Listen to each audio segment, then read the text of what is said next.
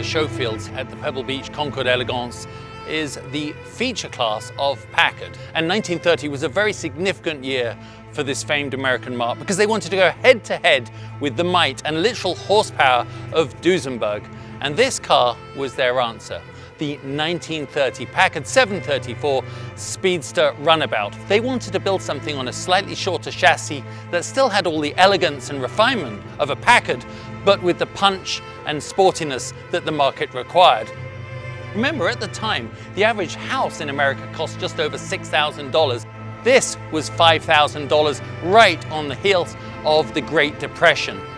They weren't a great seller for, well, not obvious reasons. I guess cash was one of them, but the elegance and design and power of the car endured, and now it is one of the great collectibles.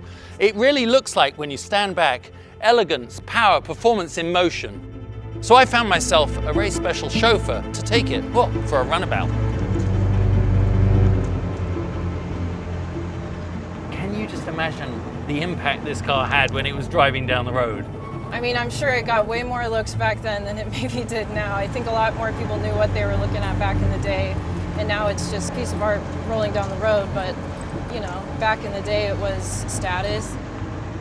I think a lot of it too is the mystery of it, because who's to say? You know, the story of every car changes every time someone gets behind the wheel.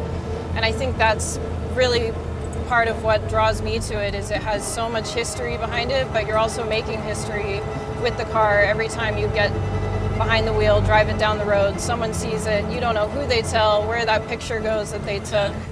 You know, it's a story that continues every time it goes anywhere, really. There's a lot more that you can learn from a car like this versus a sporty BMW or any really new modern car. There's a feeling that you get when you get behind the wheel. There's an excitement, there's a rush. The adrenaline, for me, will always be so much different than getting behind the wheel of a modern car.